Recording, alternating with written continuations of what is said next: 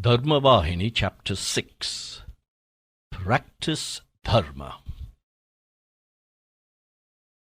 The principles of Dharma will not change to suit the convenience of people.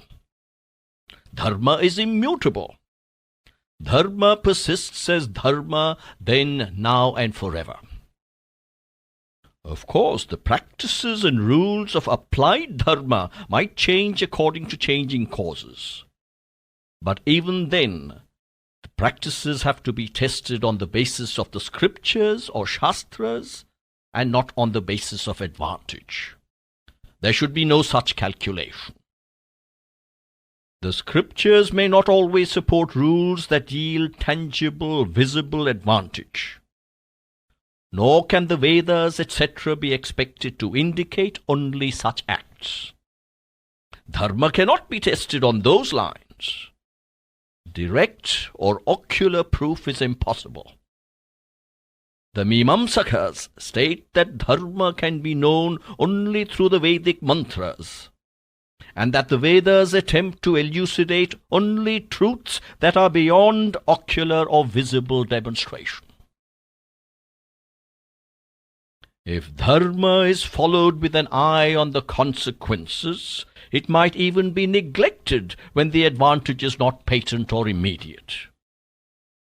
Everyone will not have the same motive or the same standard. For example, each will have a different idea of the fruits of bathing, of morning and evening prayers, of repetition of the name, of meditation, etc., which are prescribed. Some people cancel repeating the Gayatri in the evenings and instead recite the 1,000 names, the Sahasranama of Shiva or Vishnu. The prescription is, perform morning and evening prayers, Sandhya Vandana, at the proper time, Kale Sandhya Samacharet. That is the prescription. But in spite of such directions, is it not a breach of Dharma to cancel the evening prayers like that? Similarly, there are prescriptions for every caste. The Gita says, I created the 4 castes or varnas, dividing them on the basis of qualities and activities. Chaturvarnyam maya shrishtham gunakarma vibhagasha. So says the Gita. The meaning is quite clear. That is the teaching. But relying on all kinds of paltry arguments and dry reasonings, many follow the Dharma that appeals to them, and without any fear of God or sin, also drag the innocent and ignorant onto the wrong path. The Lord comes down now and then to uplift the downtrodden and to re-establish Dharma. This is the reason for the incarnation of the Lord, as has been said in ringing tones in the Gita. I create myself for the establishment of Dharma in every age. Dharma samsthapanarthaya sambhavami yuge yuge. Here one point has to be clearly grasped. Many who read the Gita take it that the Lord incarnates when Dharma is destroyed and when the forces of adharma begin to prevail. But there is no basis to draw the conclusion that Dharma gets destroyed. The Gita does not say so. The word used is diminish, glani. That is to say, when the indications are that Dharma is in danger, I will come in order to protect Dharma from harm. The Lord did not say that He will come down to protect it and preserve it after Dharma has been destroyed. Of what use is a doctor after life has left? So too, after Dharma, the very life breath of humanity, has been destroyed, what is the need for the incarnation of the Lord, the Bhavaroga Vaidya? What is the Lord to protect then? This is why the word decline is used, to indicate not the destruction, but just the decline and weakening of Dharma. The protection of Dharma is the task of the Lord, for Dharma is the very breath of the soul or jivi. Dharma is not an ordinary affair. One who does not practice Dharma is as bad as dead. One who practices it is of the divine nature.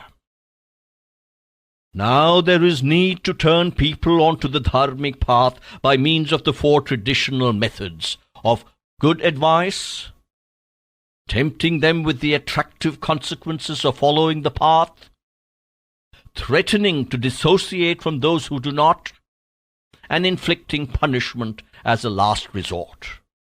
The traditional methods of sama, dana, bheda, and danda.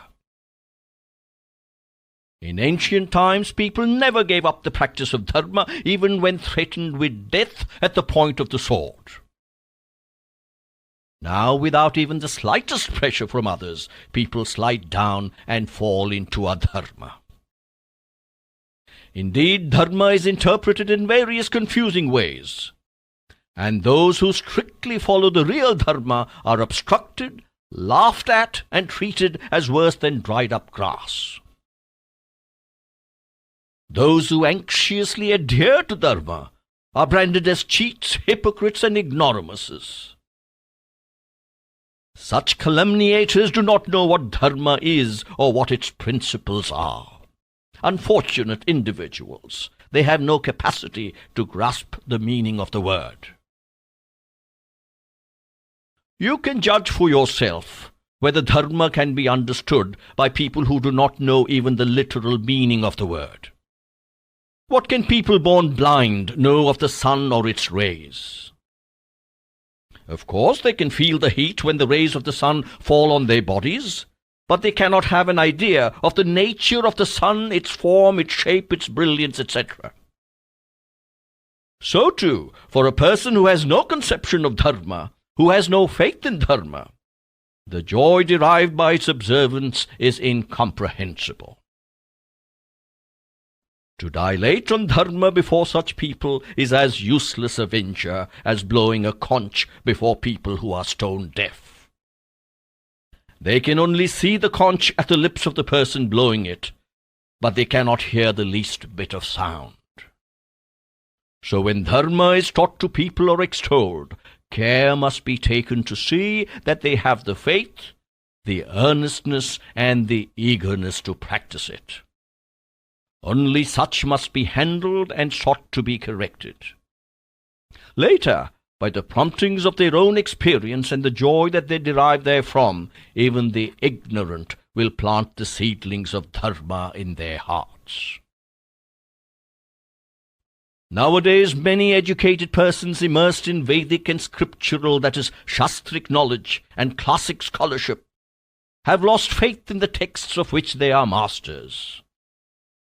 They have become afraid to stick firmly to Dharma, for it is laughed at by their cynical friends. They have yielded to the crooked arguments of critics and sold their heritage for trivial returns.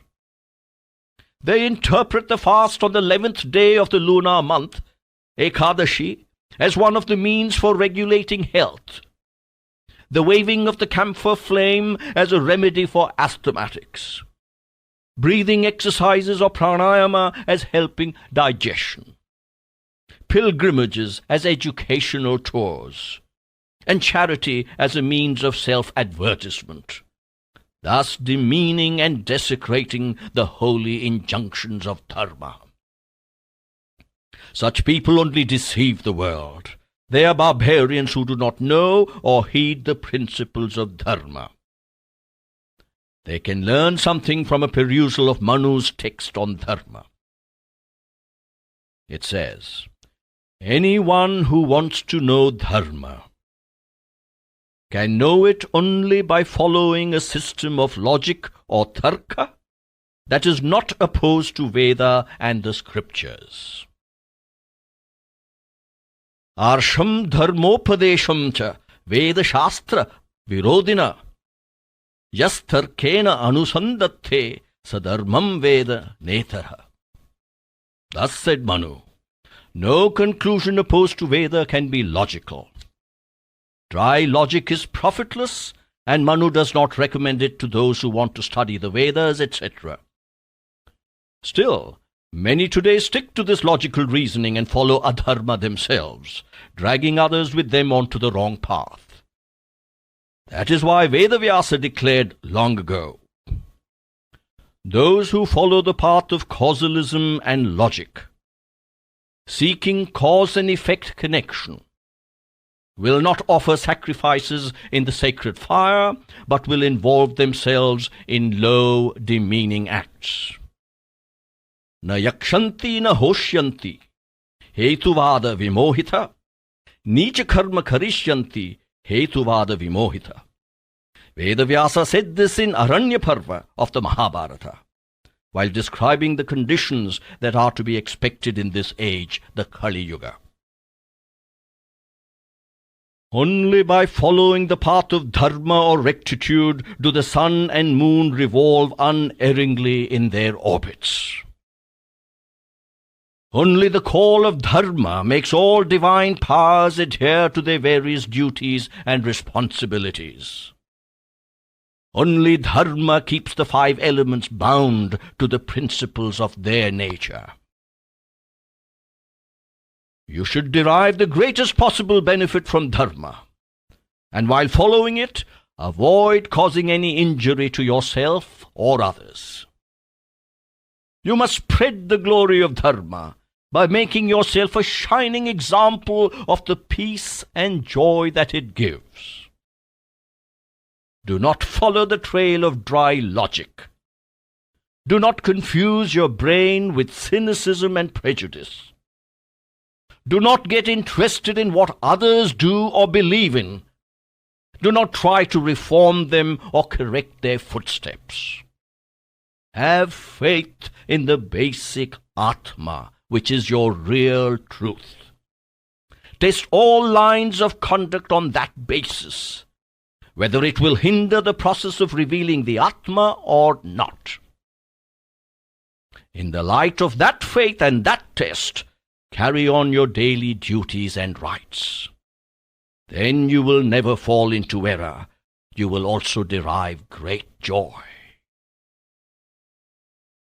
There are worldly maxims like Udyogam Purusha Lakshanam. Being engaged in a profession is the sign of a human. Or Karmam Purusha Lakshanam. Being engaged in a task is the sign of a human. But the real maxim is Dharmam Purusha Lakshanam. Observance of dharma is the sign of a human. Everyone must engage in tasks infused with dharma, while putting into action the four goals of human life, the Purusharthas, dharma, wealth, desire, and liberation. That is, dharma, artha, kama, and moksha.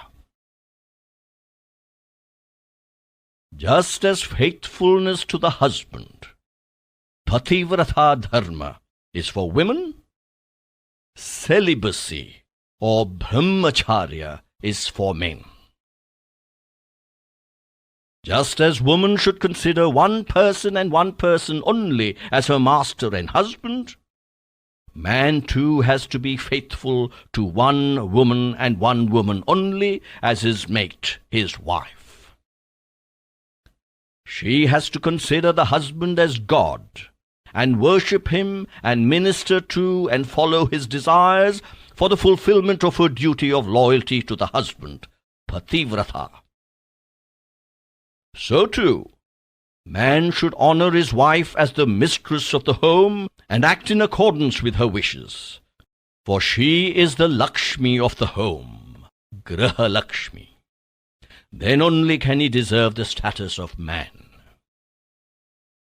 Name and fame, honor and dishonor, vice and wickedness, good and bad, are all equal and uniform for both men and women. There is no such thing as woman alone being bound and men being free. Both are equally bound by the rules of dharma. Both will fall into adharma if they behave without consideration of the claims of the four pairs of attributes just mentioned. Men are bound in certain matters, just as women are. Men have no right to do certain things. There are important pledges between the husband and the wife.